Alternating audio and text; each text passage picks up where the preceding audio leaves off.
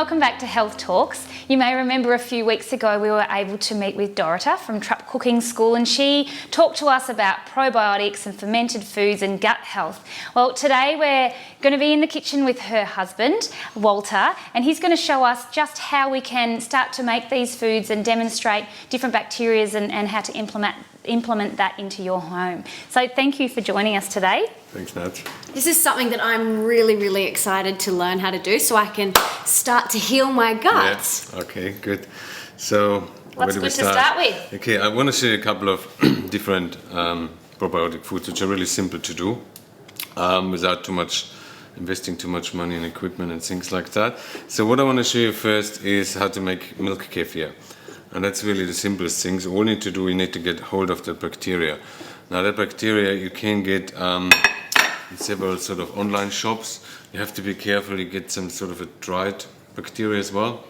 You can get dried bacteria? I wouldn't recommend that, so you need to get a live bacteria. I remember when I spoke to you another time, you said you could get it off eBay, and I thought that was kind of hilarious, because I'm going to pick up a bit of bacteria off eBay. Yeah, no, there are some good sellers on eBay. You actually get some really good ones on eBay.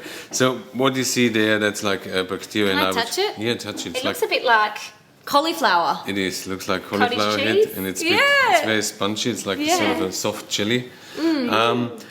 What that is, look, that what we started off with a small piece like that. It keeps growing. Every time you do that, it keeps growing. You will eventually probably have to throw some out. So how old would that be? That's probably old now. That's just apart from the one I have at home. It's probably 4 or 5 months old. Okay. That part of it. It will keep going for years and years. That would keep going for years and years? Yeah. And so you just keep adding to that? You just add milk to it and it grows. Okay, so maybe show us then. Okay, so all you do, we need to get some raw milk. And does it have to be raw? Look, it doesn't have to be raw, but it has to be definitely unhomogenized. Okay. Yeah. So if you're worried about it, the bacteria will grow as you do that again, but the raw milk is definitely better. And often you can purchase raw milk from health food stores, markets, those sorts of things. So it's not too hard to source nowadays. It's often marketed as bath milk, isn't it? Yes. That's it. It's bath milk. It was good for us for thousands of years, but suddenly it's not anymore. Suddenly it's good for the bath. You just put that into any sort of, it could be glass, it could be ceramic. Things which don't work is metal. Okay, and why is that? Why is that? It's just the metal reacts with the bacteria. It's not that stainless steel sometimes works, just doesn't work as good. Plastic I don't recommend because a lot of those plastic chemicals will leach into the milk. So all you do, you get some milk, put it in a vessel like that, put the bacteria in. And that's it, and I let it stand. So what happens is after 12 hours, at a warm room temperature. So you don't put this in the fridge? No, you just sit it. Do you cover it? You can't ferment. Just think about 50, 60 years ago, we didn't have a fridge. No, that's very true. So that was it. You do cover it with a muslin cloth. Okay. If you find like in the warmer months, you might get some flies getting around it once it's fermented. So what you do now, ferment it for 12 hours to have a very light kefir. Fermented for 24 hours and it's like a really good kefir. Okay. I ferment mine for around 48 hours. It's getting really strong, really acidic.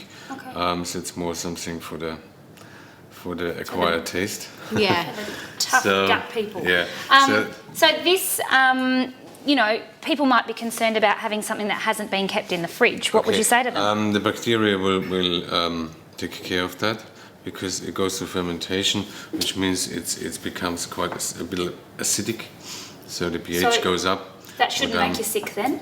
No, that will not make you sick. That even stored at room temperature.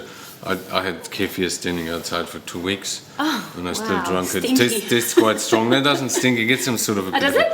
No, it doesn't. It just starts to taste very strong. And it can't go bad. Yeah, eventually it will go bad. Eventually like after weeks, but not, if you leave it out there a little bit longer, you don't have to worry. No, you don't have to worry at all. But just, as I always said, we have that sort of hysteria regards bacteria. Because there are a few bad ones around, we throw all the good ones out as well. So, look, I drink that since years, I never had an issue. That's how it looks like. So what is it? It's sort of like a runny yogurt. And does it taste like yogurt? It tastes like yogurt. No, it tastes a bit different. The really fresh one almost tastes like a bit of milk. Yeah. No, it actually tastes nicer than yogurt. The great thing about that is what I often do to get it into our son, because he doesn't like it pure. Okay. You just take some strawberries or some mango and banana, blend it up. Like a Smoothie. Yeah, if you want to do like, you put an Fermented avocado in there. Yum. Some, Raw some cacao? spinach. Yeah, that works as well. Or just some cucumbers, avocados, and a bit of spinach, and blend it all up, and you have like a really nice green smoothie. Yeah. Beautiful. Awesome. That's cool. So So that's kefir. So that's it. What you have to worry about that is, as I said, where you store it in. After that, if you say like you stop that for a while, you take a glass, you put it in the fridge with your bacteria, with fresh milk, and approximately after 2 weeks, you have to take the milk off and put fresh milk on it. So in that way, you can keep it So that alive for months. that like slows the process down. It slows the process down, because if you leave it in there and that keeps fermenting, it eventually the acidity will start to attack the bacteria. Right. Yeah? Wow. okay, cool. Okay, so that's a really simple one. It's very easy. Anyone can do that. Now I'll show you an even more simple one, which is kombucha. So all you need for that is some tea. I'll quickly tell you which tea doesn't work. Peppermint tea doesn't work, and sugar you need as well, and the one sugar which doesn't work is honey. Okay. With tea, so I forgot to tell you as well, Earl Grey doesn't do too well. So as what well. tea is that? That's just some English breakfast tea. English breakfast. It could be herbal tea, it could be green tea. Rooibos whatever you like. tea? Yeah, it could be, yeah. Anything that is natural, yeah? Okay. So you just make yourself a tea. It's quite a sweet tea. Then you put that sweet tea into a tub like that, and then you add to it that looking thing. Juicy. Where do we get that looking thing So from? that again. eBay. Yeah. Yeah, you do get it from eBay. That's true. Easy. Can I touch it? Yeah, touch it. So what that is, that's a part of that bacteria is around 24 years old now. 24 years Yeah. old. So it keeps growing. It will throw out It's a lot. quite hard. It looks like So- it'd be smushy. So what you see there, see all those layers. Yeah. So every time you make We one, can count its birthday by the amount of yeah, layers. Yeah. Every time I made a tea, see that's like 4 layers, 5.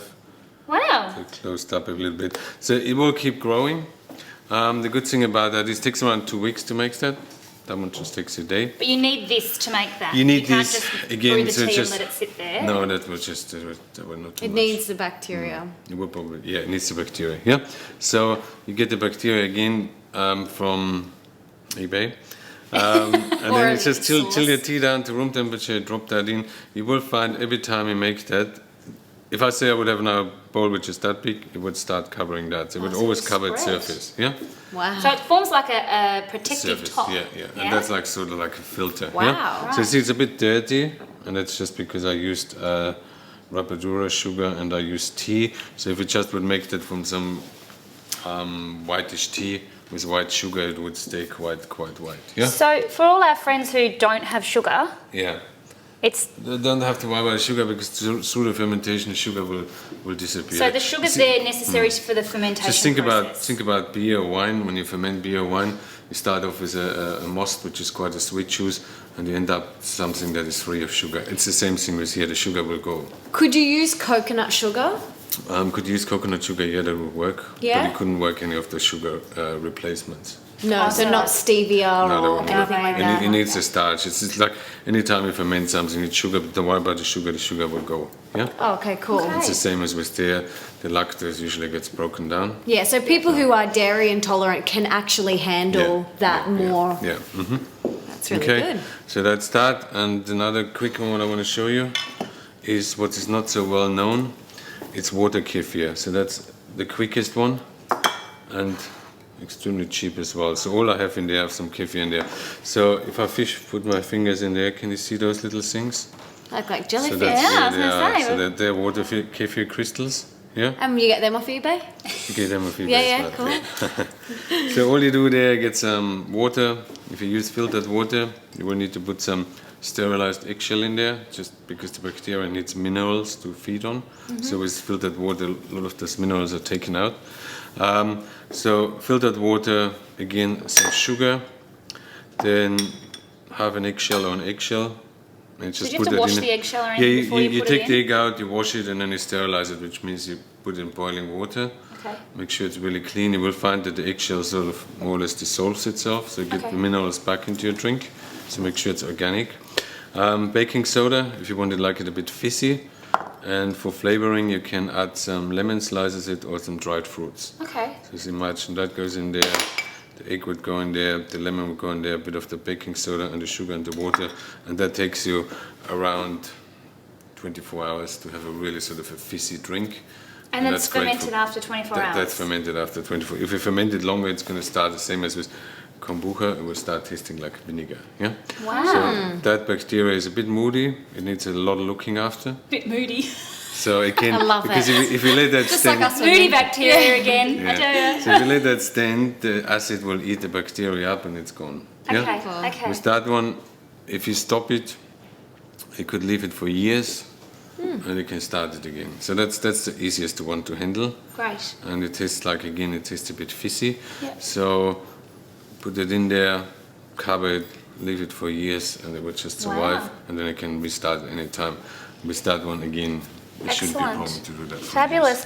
Now, the good thing is that if you do live in Melbourne, you can come along to one of these guys' classes and experience this and learn more. And you go into more detail in your classes, don't Yeah, you, you do Walter? go more details. We show as well how to make sauerkraut, kimchi, and all sorts of other foods. Yeah, I've been to one of their Great. classes. They're fabulous. So for people who want to find out a little bit more, you can head to Trupp's Cooking School. We'll put the details on the clip today for you. And if you like this video, please like it and share it with all of your friends.